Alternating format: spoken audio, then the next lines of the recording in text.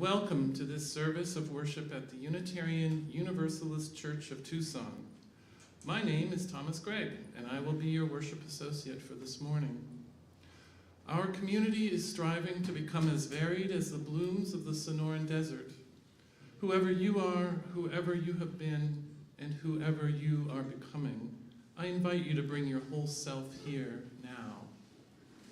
We no longer require that masks be worn in worship or in concurrent religious education. But if you're feeling sick, we encourage you to join us from home on YouTube. Based on our last poll, UUCT members are committed to being fully vaccinated and boosted. For all of our sakes, especially those most vulnerable, please, let's maintain that commitment. There are 2 gender-inclusive bathrooms through the door to the left and down the hallway and on the first left. And I extend a special welcome to visitors and invite you to fill out a guest information card, which are located in the Welcome Center to your left and behind you in the newcomers section of our website as well. We will meet for social hour after the service right here in Goddard. There will be coffee, iced tea, lemonade, and some snacks, and of course, good company. So just one announcement, I think, from Reverend Bethany.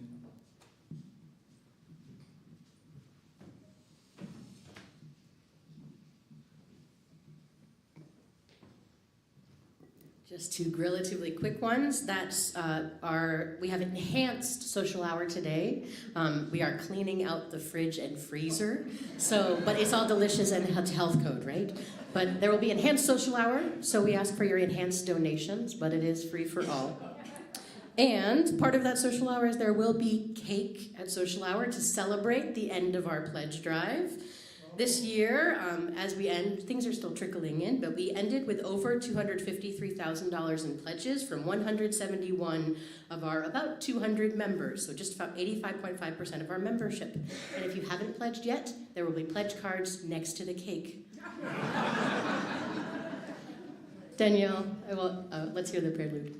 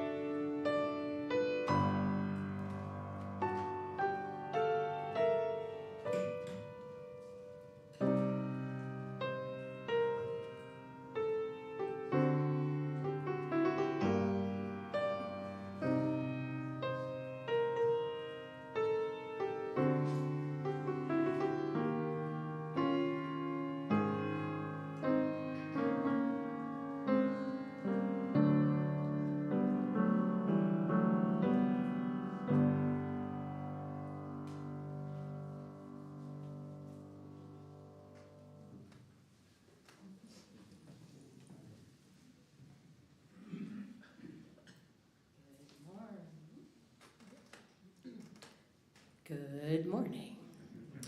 Our words for call to worship this morning come from the writers of Infleshed. It's a reading called Litany for Becoming. A litany is a line that is repeated over and over in response to a longer set of words, and I invite you to say that litany, that one-line response, after some paragraphs I'll offer. Your line is very simple. This is loving and being loved. Can you try that? This is loving and being loved. And yes, the words are also on your screen, and you sound great. To become is a lifelong process. Nothing is constant, not even the self. We evolve in the midst of narratives meant only for some, and ways of being made narrow by fear and power. We must then have the courage to listen to the truth of our own lives, to the wisdom that comes from within, responding without resistance or need to control, but with welcome and curiosity. This is what ensures our becoming is an unfolding of our truest self. This lifelong labor cannot be carried out alone. It requires help from friends and lovers, family and creaturely companions who bear witness to what makes us come alive and say to us, look, listen, feel, pay attention to that. This is loving and being loved. Telling the stories, sharing in the memories, giving thanks for the relationships, understandings, and experiences past that have shaped us to this day. This is loving and being loved. Celebrating new beginnings that excite, holding risks together, leading into unknowns with the promise of support and companionship. This is loving and being loved. Listening to the future calling uniquely to each of us in the midst of all life's noise. Helping one another find our place in the shared labor of collective life. Supporting each other in what it is the world's ache is asking from us. This is loving and being loved. To say for the first time, this is who I am. This is the truth of my body. This is what I know about myself. This is my name, and this is where my path is leading me. And to have it heard, have it received, have it affirmed, and then again to say it, and again as we change and as the world changes, and to each have proclamation greeted with open-armed embrace. This is loving and being loved. There is no me without you. We shape one another. The sacred that birthed us weaves our lives together so that we can only find ourselves through shared becoming.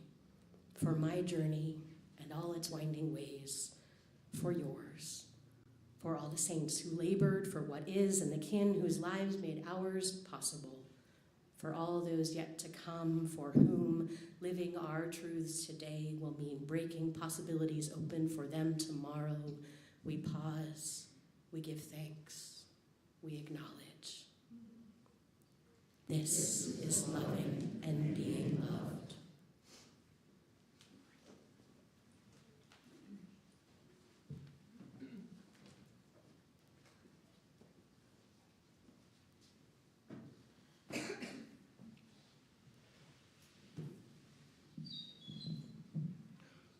Please join in saying our words for chalice lighting from Reverend Eric Walker Wingstrom. Here today, in this place, and with these people, may we listen so that we can hear. May we hear so that we can feel. May we feel so that we can know. And may we know so that we can change ourselves and this world. May this chalice we light our way. If you're joining us on YouTube and have a chalice or candle nearby, please light it now as we light our chalice here in Goddard. And would you please rise in response and sing hymn 108 in the gray hymnal. The words will be projected on the screen. It's "My Life Flows On" in this song.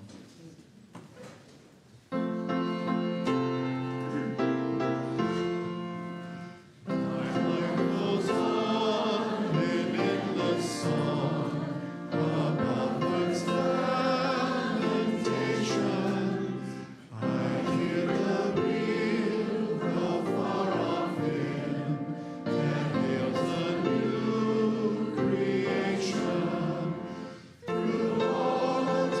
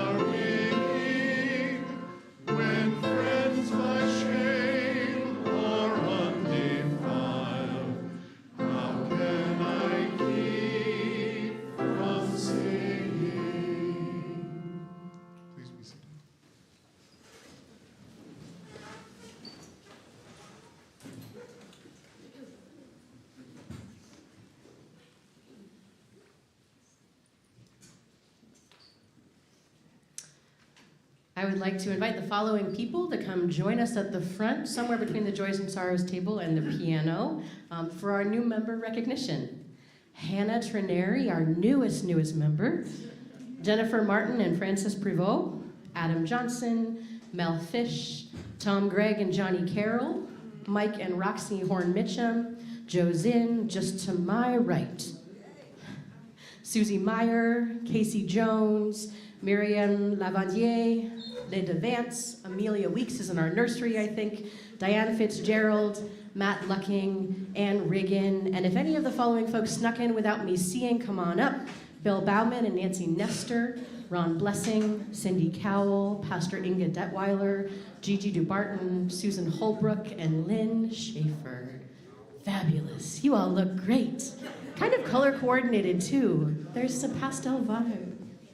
There are also, we know that Paula Rand, who's one of our newest members, is not able to join us this morning. Oh, and Joe Zinn, did I not say your name, Joe? Welcome, Joe. We gather today to welcome the new members of the Unitarian Universalist Church of Tucson. You have already, or will soon, some of you, sign our membership book. You have blessed us with your presence on Sunday mornings, digitally and in person, and throughout the week. Many of you already volunteer, teach, and help across the ministries of our congregation. Most of you have already offered your financial gifts to support this congregation. Now is the time we set aside to ceremonially mark the important decision you have made to join our beloved congregation. And to be clear, none of you were required to join this congregation, or any congregation for that matter. You chose us, or maybe we chose you, or maybe a little bit of both. However it happened, we are grateful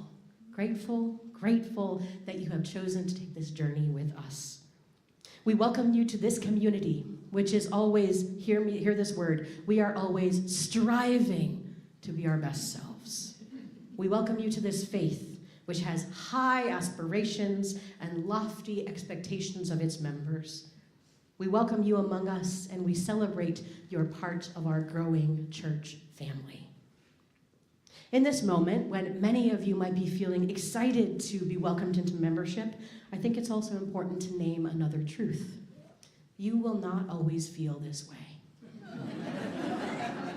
You will not always feel the excitement, the feeling of anticipation, this feeling of total and complete belonging, if those are things you are even feeling right now.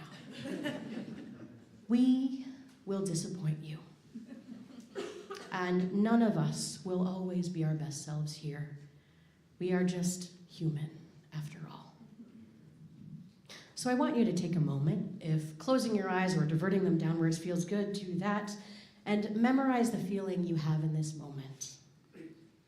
Think about what led you to make this commitment to membership, and stitch that feeling onto your heart, into your hand, somewhere in your pocket, so that when the disappointment comes, when our best selves or yours do not show up, you have this feeling close by to remind you of what we could become together. Liz James, my colleague, once wrote, "You will not fit. If every one of us fit, we would not be called to grow. This religion is not a thing you join, it is a thing you are called to co-create." We are so happy that you are part of this grand experiment of Unitarian Universalism here in Tucson. This faith is purposefully unfinished. We are not finished. Neither we nor this faith will ever be perfect, but together and with your help, we will co-create a better, more loving, justice-centered world. Together we will create something larger and better than any of us could do alone. We at the Unitarian Universalist Church of Tucson welcome you as new members of our community this morning. You have come to worship, play, work, and grow among us. Ours is a free faith. We have no creeds, and you are free to bring your ideas and beliefs to this congregation to share with others. I invite you to join us in the religious search for meaning and purpose in life, informed by our individual beliefs and the traditions of Unitarian Universalism. You've already signed our membership book. This morning, we celebrate that commitment in worship. In this gathering, we lift up our voices in shared song. We bring ourselves before the holy in silence and in speech. We search together for meaning and truth in life, and we share the joys and sorrows of our lives with one another. Joining UUCT means being part of this gathered community, speaking out on the future of our congregation, offering and receiving the gifts of the Spirit, supporting others, and being supported in return. If you will join us in this mission and work, say, I will. I will. And now we are going to pass the mic and ask each of you to say your name, but first, to help you remember this day, we have a flower for you. We hope that you will grow into membership here at UUCT and bloom just as this flower has. May we be fertile ground for your spiritual, emotional, and physical growth.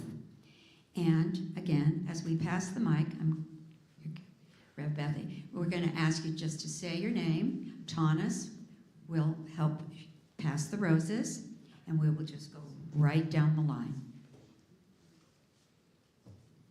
Hi, I'm Francis. I'm Jennifer Martin. Hi, I'm Hannah. Thomas Gregg. Johnny Carroll. Miriam Lavandier. I'm Diane Fitzgerald. Adam Johnson. Mel Fish. Ann Riggin.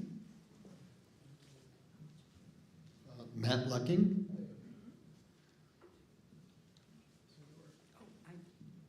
Okay, we got everybody? Susie Meyer. Linda Vance. Catherine Jones. Roxy Mitchum Horn. Joe Zinn.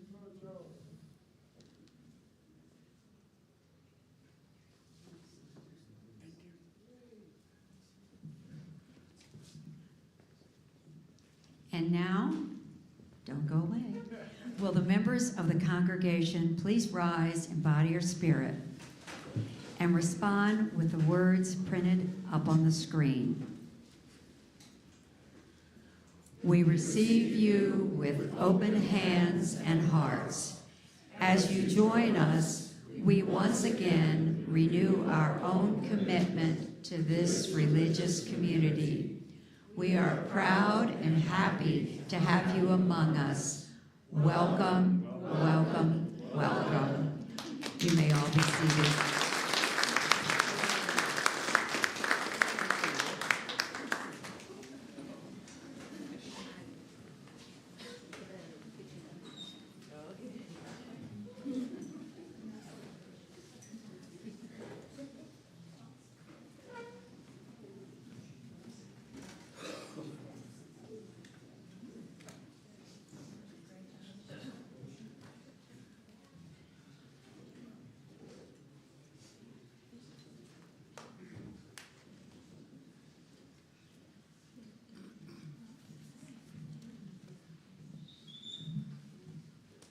Our earth is strong.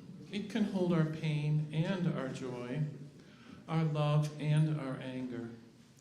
Our shared bowl, which we use for joys and sorrows each week, is strong enough to hold the big rocks, our collective celebrations and mournings, and also the smaller stones that will be added to signify our individual joys and sorrows. Let us remember those desert people who came first in this place. We honor the Hohokam, the Yavapai, the Tohono O'odham, the Yaqui, and the people who no longer exist as tribal entities here in Arizona. We who live in the desert know that water is a life-sustaining and scarce resource. Let's remember those who are walking through our desert right now without access to water. We also bring to mind those who are seeking to assure greater access to water in the desert. We pour water from a plastic jug, similar to the ones used by our ministry partner, No More Deaths. If you have a joy or sorrow to share, I invite you to go to menti.com and put in the code 737591111. If you are here and need help adding your thoughts to Menti, Brian Moon can help you do that. And now I invite you to come up to the table and create ripples of hope by putting a stone into the water to symbolize your joy or sorrow. Please form a line down the middle aisle and return to your seat using the outside aisles.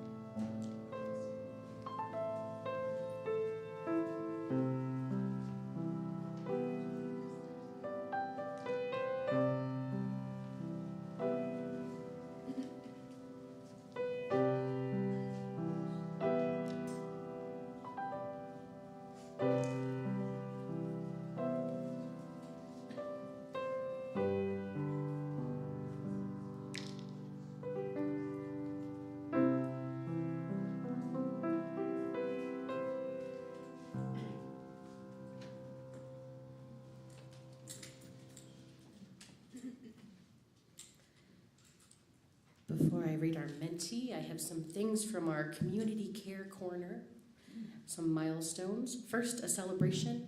Yesterday, Jamili Omar, who many of you know well, went before the Ministerial Fellowship Committee, one of the final steps in her journey to becoming an ordained minister, and she passed.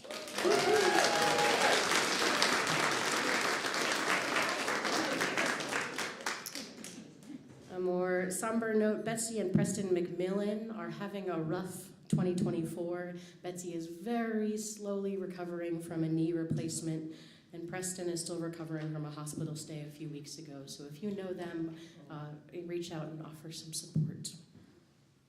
And an upcoming milestone, Bill and Silka Hoffman, Bill is here today, will be leaving Tucson in a few weeks and living in Baltimore in winters starting very soon, starting May 7th. Bill is here today, so please be in touch with them or say a goodbye to Bill if you don't think you'll see him before May 7th. And if you have a major milestone, a major event in your life, or news that you would like shared in the Community Care Corner in the coming weeks or months or years, please be in touch with me or a member of your care team. Oh, and there's a mentee today. Look at that. Whoa, that's a bunch of new members. Welcome, welcome. I am worried for my girlfriend's health and well-being. Truly grateful for the joy, love, and friendship I have found here at UUCT. Joy for a beloved friend who passed a major milestone on her spiritual journey yesterday. Thank you to the newcomers. Continuing heartache over the desperate plight of the residents of Gaza. Grateful to be so warmly welcomed as new members. I want to welcome our newest members, and if you do not have a name tag yet, fill out a form and give it to Mary. Oh, mentee y'all, mentee y'all. Joy for all those who have stepped up and said, yes, I join you in that joy. Reconnected with my dear friend, Reverend Bethany and her family. See you, Anna. Feeling sorrow that our judicial system appears to be confused about how to contain evil in current political cases.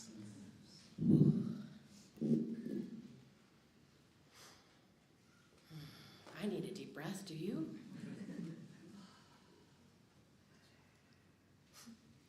Our words for centering, prayer, meditation, whatever that feels like, looks like in your body this morning, are from Ponderosa, are called Ponderosa Pine by the poet Liza Sparks. This is for Z. She writes, when a ponderosa pine is over 100, it sheds a layer of bark. You and I both know the difficulty of shedding. Let's call this new bark rusty orange. Rusty implies rain. I'm talking about the hard rain, you know? What I mean, that rain you didn't plan for. The rain that changes plans. But it hasn't all been rain, has it? There's been sunshine too. And that's the orange, that's the bright and citrus, that's the vitamins. And when you say the ponderosa pine is my favorite tree, I understand. Even after all that hard rain, even after all that time, and after all that shedding, it smells sweet, like vanilla and butterscotch. Makes you want to lean into it. Ponderosa pines can live to be 500 years old. Can you imagine? They must know something about living. Even if all the needles are burned off, they will survive. And here we are, brown girl, black girl, with our noses pressed up against a tree, taking a deep breath in. It's so good to be alive. It's so damn good to be alive. After the fires, after all that hard rain.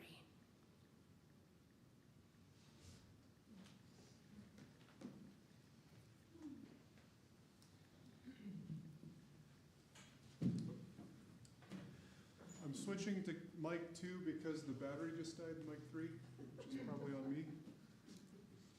Wait, oh, no, I just didn't turn it on right. I'm sorry. I just turned off mic 3. I'll turn it back on later. Sorry. Would you respond with, I know this rose will open from your seats. Please, we'll sing it once in unison together and twice as a round.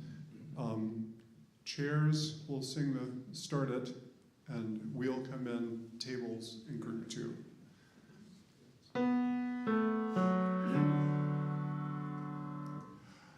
I know this rose will open. I know my fear will burn away. I know my soul will unfurl its wings. I know this rose will open.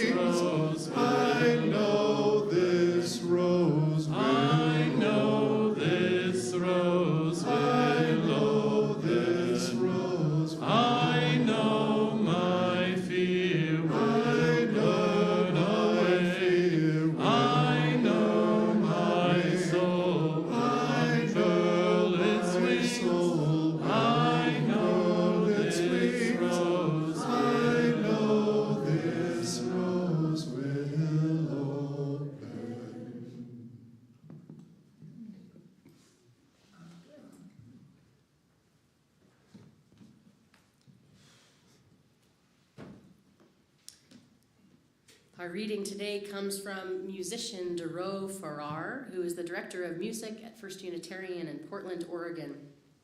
Farrar's words are inspired by Mahatma Gandhi's quote, "If we could change ourselves, the tendencies in the world would also change." Farrar writes, "Every Sunday morning, the church choir and I spend time in reflection and silence before we begin worship. On a recent Sunday, I said to the choir, 'So often we make the mistake of living according to our hopes instead of according to our realities.'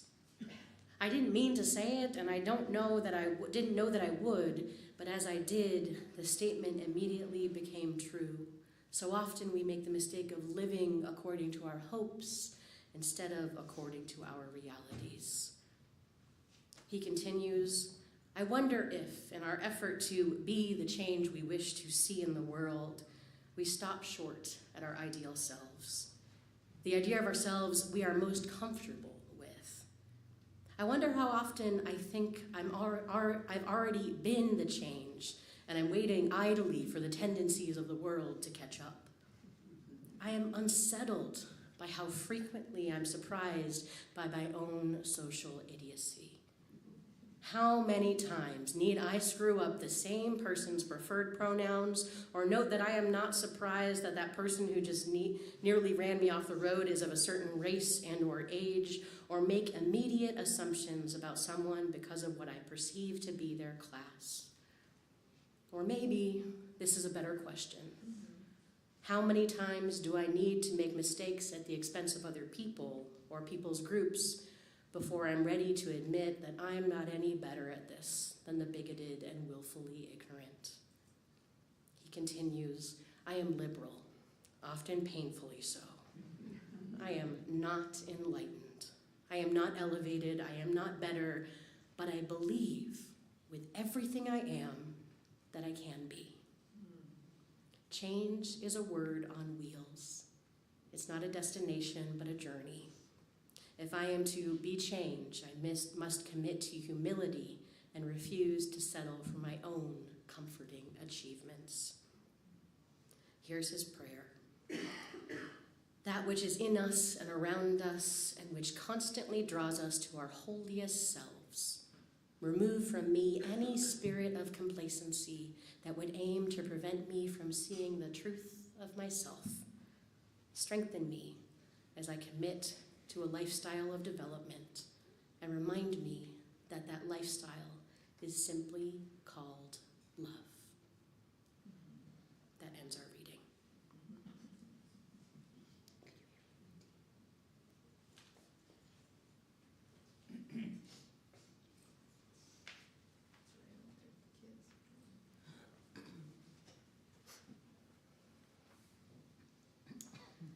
What does it take for a person to change? This summer, I traveled to Star Island with my then 2-year-old Otis. Star Island, affectionately called Star by many, is a small island off the coast of New Hampshire that hosts conferences in the summer times. My family grew up going to All Star 2, a multi-generational, all-ages conference that is inspired by Unitarian Universalist values. And I've been to that family conference a few dozen times in my life. But this particular year I'm talking about was my first time on Star as a parent. Early on in the week, my mom recounted to me that Star was always the place when, as kids, we would have the freedom and safety and comfort to break through our next developmental milestone. I heard this from other parents too. The first few days I wondered what milestone Otis would take the week to work on. How he changed shocked me. So at this point in his life, he had been in a mama stage for more than his whole life. He needed to be touching me or held by me or looked at by me when he was happy, sad, mad, or anything in between. But on Star Island last summer, that changed. We started the week with the levels of intense attachment. But midway through the week, he would walk all the way down the 100-meter porch by himself. He would walk so far I would have to chase after him. And it got to the point where I would follow him to preempt the chase. And he would turn around, point to where I was standing, and say, "Mama, stay there." You met Otis, you know he would say that. Needless to say, he has moved on to the next stage of his attachment to me. Star Island, that All-Star 2 conference, and the culture of both helped him with that. This experience made me think about change. Not just the fact of change, but the conditions that help us and hurt us as we are changing. Star was the perfect place for Otis to practice independence. Many of us spent most of our days on this porch that he would walk down overlooking a big lawn. There's a flat straightaway which was fun to explore before trying the more ambitious, unpaved paths down to the lawn or up towards some buildings. And on Star, there is an organic movement to the people. Not everyone's headed to the same place at the same time. Not everyone moves the same way at the same time, except when it's dinner time, right? So Otis developed his own organic movements, exploring what he wanted, when he wanted, just like everyone else. And it was the right place for me to allow him the freedom to change. There were always people around who knew his name, who would keep their eyes on him to make sure he didn't head down that steep, rocky path alone. There were other kids who would help him navigate the playground and remind him to keep his shoes on. There were other parents who would catch my eye and point to indicate to me which way he went when he wandered off. Community held us, me and him, as we changed and developed this new mode of attachment to each other. I invite you to think about a time in your life when you went through a big change. You know the ones. The move, the career shift, the diagnosis. Maybe you started living more authentically or left part of your past self behind. Maybe you found sobriety. Or maybe you left home, left a relationship, left a religious community. Think of a time, any time, when suddenly or at last you were in the midst of a transformation.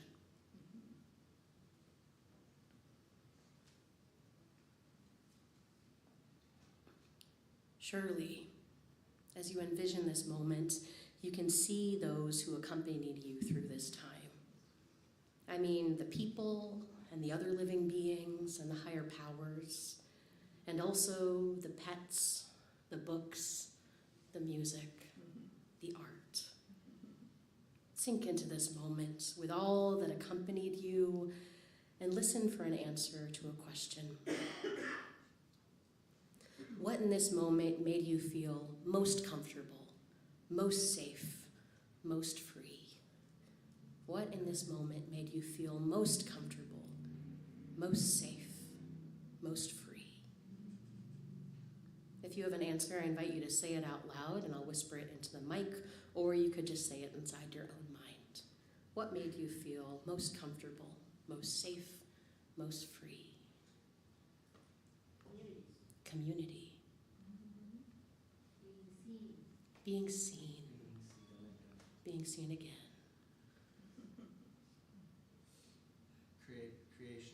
Creation. Family. Self-preservation. Self-preservation. My job. Yeah. Time in nature. Time in nature. Resilience. Resilience. Mindfulness. Stubbornness. Oh, I hear that one. What else, friends? Courage. Is there one here? Singing. Oh, yeah. Singing. Self-acceptance. Any more before we move on?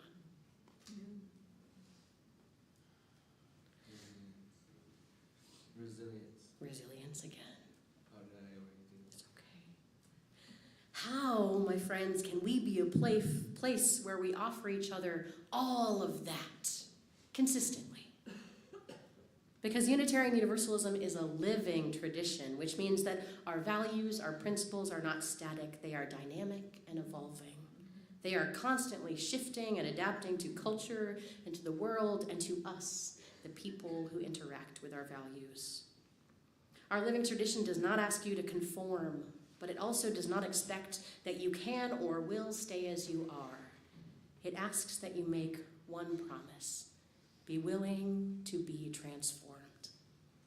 In the words of Taqiya Nur Amin, a Unitarian Universalist, we are the people of come as you are, but do not stay as you have been. So in return for this challenge, you're going to always be changing. This faith promises to hold us as we change. I begin most of our services here at UUCT when I have the welcome words by saying, whoever you are, whoever you've been, and whoever you are becoming, bring all of that here, now. And I mean that. All of it. All of who you are, all of who you've been, and all of who you will be is welcome here, now. One of you said to me this week, reminded me of the line, none of us is the worst thing we have ever done. None of us is the worst thing we've ever done. And none of us is perfect right now. None of us is done becoming. We remind each other of those facts here. We welcome you here, not in spite of who you are, but because of who you are, because you are worthy of love, care, respect, and to be treated with dignity. The words from our call to worship, scribed by the writers of Enfleshed, ring in this moment for me. We are aspiring to be a place where you can say for the first time, this is who I am. This is the truth of my body. This is what I know about myself. This is my name, and this is where my path is leading me. And to have it heard, have it received, have it affirmed, and then to say it again and again as we change and as the world changes, and to have each proclamation greeted with an open-armed embrace. This is loving and being loved. This task of our living tradition, to hold one another as we change, is getting harder. Because so much is swirling around us. In addition to those personal changes happening in our lives, we are still emerging from the COVID-19 pandemic, still learning about this new world. The United States is in the midst of a massive and rapid shift away from participation in organized religion, including this one. Technology is changing more rapidly than any of us can keep up with. Culturally, we are grappling across generations with new and ever-evolving understandings of gender, ableism, colonialism, anti-Semitism, racism, we could name more. And at the same time, we are seeing radical legislation motivated by fear and hate passed in various states, sometimes ours, targeting trans folks, people of color, people of uteruses, and more. Across the world and right here at home, the shift towards authoritarianism is rattling our security of democracy. Wars are being waged in Ukraine and Gaza and beyond. And all of this is happening against the backdrop of climate chaos, the ever-present change that is upending our sense of consistency and security. I mean, snow on the Catalinas in April. What can we do? We can hold each other in the midst of all of this. Thoreau Farrar said in our reading, change is a word on wheels. It's not a destination, but a journey. If I am to be changed, I must commit to humility and refuse to settle for my own comforting achievements. And he continued in his prayer, which fed me, I hope it feeds you as I read it again, that which is in us and all around us, which constantly draws us to our holiest selves, remove from me any spirit of complacency that would aim to prevent me from seeing the truth of myself. Strengthen me as I commit to a lifestyle of development, and remind me that this lifestyle is simply called love. Both the writers of Enfleshed and A Row Farrar in our reading come to the same conclusion, to the question of how we hold each other in the times of intense change. Love and be loved. That simply and that complicatedly. We can feel more secure, more confident, more free to change when we know for certain that we are loved. Loved as we were, as we are, and as we are becoming. And love takes many different forms. Love can mean welcoming another person just as they are. Love can mean comforting someone who's in pain. Love can also mean setting a boundary. Movement facilitator and writer Prentice Hemphill once said, "Boundaries are the distance at which I can love you and me simultaneously." Love can be challenging another person to become a better version of themselves, to be change on wheels, to borrow De Roe Farrar's phrase. Love can be all this and more.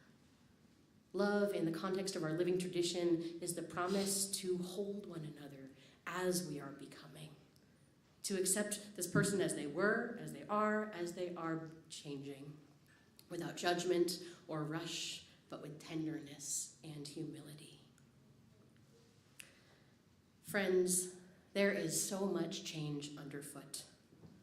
The combination of the expediency of communications combined with the changing environment and forms of government are wreaking havoc on our sense of stability now and our assurance of a positive future. And all our personal changes are just layered on top of that. And we have built into the bones of this church, of this faith, the ingredients to foster resilience in one another. We know that none of us are static. We know that we are all always changing and that we all have the capacity to transform. And we promise to hold each other through those waves of our lives. So as we move forward together, let us lean in, glean resilience and nurturance from the words of science fiction writer Octavia Butler from Parable of the Sower. All that you touch, you change. All that you change, changes you. The only lasting truth is change. God is change. And I would put an asterisk there and say that God and spirit and community and all life is change. Here we know that. Here we hold the fact of change and move alongside it. As we change and are changed, I promise to hold you. If you promise to hold me, and we promise to hold each other with love and hope and joy. May we make it so. Amen. And blessed be.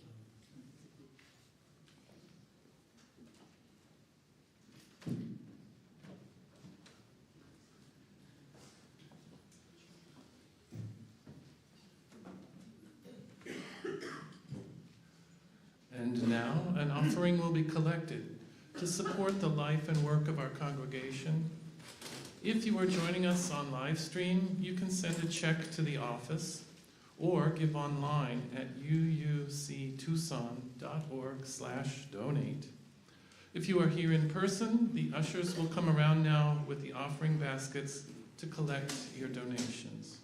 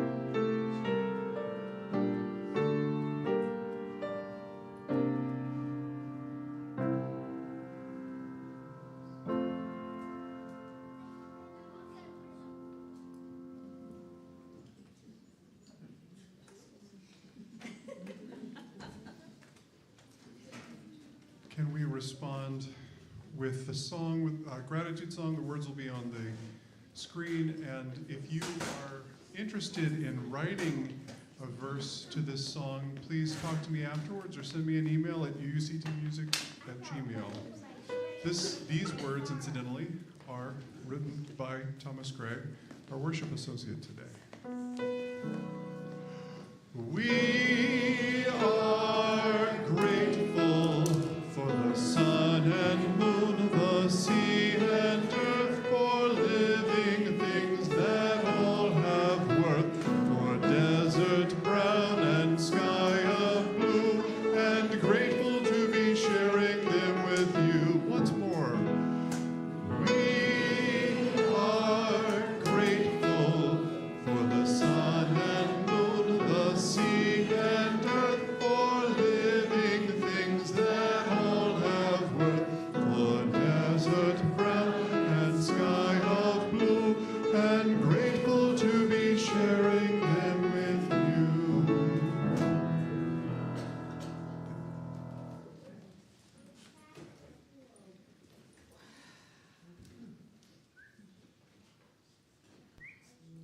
Rescue and Jessica, a life-changing friendship based on a true story, written by Jessica Kensky and Patrick Downs. On a special farm in the countryside, a pup named Rescue was in training. He was learning to help people who could not see, but he was worried. His trainer had just said, "You aren't meant to be a seeing eye dog." That was hard for Rescue to hear. Helping people who can't see was the family business. The service dog team is better for you, his trainer said. Service dogs work beside their partners instead of in front of them. Will I be a good service dog? Rescue wondered. What will my new partner be like? Will she like me? Rescue didn't want to let anyone down. In the hospital in the city, a girl named Jessica was worried. Both of her legs were really badly hurt. Everyone had hoped her right leg would heal, but the doctors had to remove part of her left leg so she could be healthy again. That was hard to hear. She had only ever walked on her own two legs. How will I do things on my own, Jessica wondered. When will I be able to walk again? What will my life be like? Her whole family was worried about her, and she didn't want to let anyone down. Back in the country, Rescue was learning how to be a service dog. When he wore his blue cape, that meant he was in training. He had to stay by his partner's side. He fetched all kinds of things. He even learned how to open doors. "Rescue, you're a natural," said his trainer. At the hospital, Jessica was learning new ways to do things that used to come easily. She used a wheelchair to get around. She practiced getting out of bed differently. She could put on a prosthetic leg so she could stand. She was learning how to walk again, even though her right leg was still hurt. "Jessica, you're becoming strong," said her doctors. Rescue was proud of all he had accomplished, but he was still worried. Jessica knew she had to make a lot of progress, but she was frustrated and sad about the things she still couldn't do. She wondered if she would ever be happy again. She felt like the changes were too big, too much. One day, a visitor came to see Jessica, and she brought her service dog, Kurahi. Jessica saw how a smart dog like Kurahi could help her. After a while, Jessica got some very exciting news. Rescue got exciting news too. He also got a new red cape. Finally, the big day arrived. "It's nice to meet you, Rescue," said Jessica. "She looks so nice," Rescue thought. Rescue stood up very tall. He hoped she didn't notice his legs were trembling, but his wagging tail gave him away. Jessica smiled a big smile and laughed a big laugh for the first time in a long time. Jessica and Rescue stayed in the country for a few weeks, and Rescue showed her all the things he could do. "You're amazing," Jessica told Rescue. "You think I'm amazing?" Rescue thought. "I think you're amazing." Back in the city, Rescue and Jessica got used to working together. Rescue brought her the things she needed. He opened things that were hard for her to reach. Rescue barked if Jessica needed someone. If she tripped, he would hold steady so she could get back up. Rescue and Jessica were always together, but when she didn't need his help, Rescue really liked to sleep. She made sure that Rescue had playtime every day. But Jessica still wasn't completely healthy. One day, her doctor told her that her right leg would need to be removed too. The night after the doctor removed her right leg, Rescue knew just what to do to help Jessica, all on his own. Rescue and Jessica had to start all over again. Slowly but surely, they learned how to do all the things they needed to do together. They did chores together.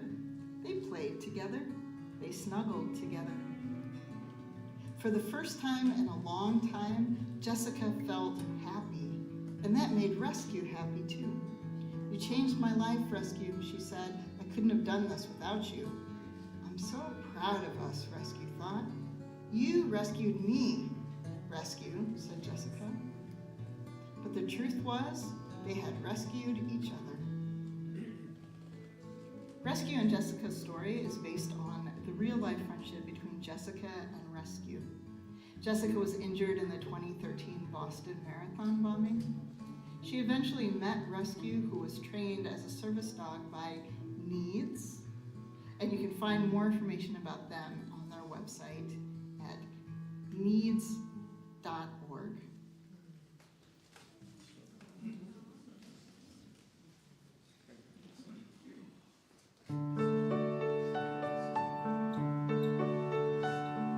If just one person believes in you, deep enough and strong enough, believes in you, hard enough and long enough, before you knew it, someone else would think, if he can do it, I can do it. Making it too.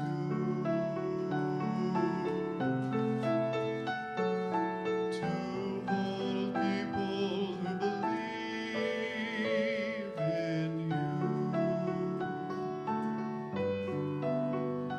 And if to hold people believe in you, deep enough, strong enough, believe in you, hard enough, long enough, there's bound to be some other person who believes in making it a threesome, making it three.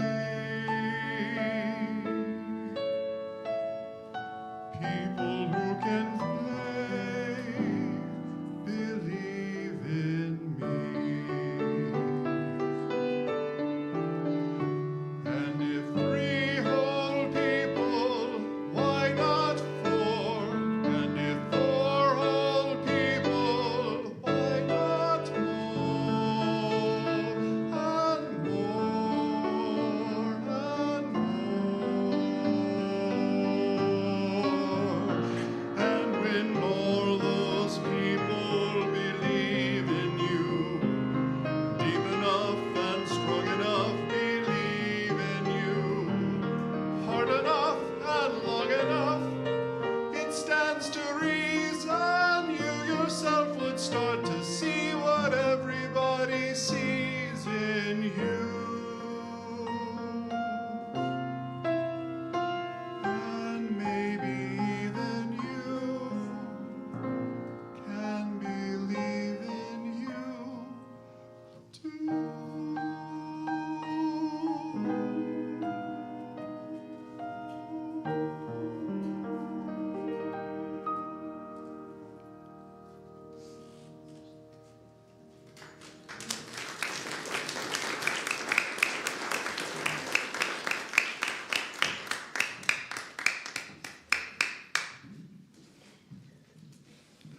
Our closing reading comes from Reverend Mara Valentine. She writes, "You are my living prayer, but I do not kneel before you to speak your name or make supplications. I walk beside you, two seekers on the journey, soft chants of love beneath our breaths, lifelines pressed together. we move forward toward each other.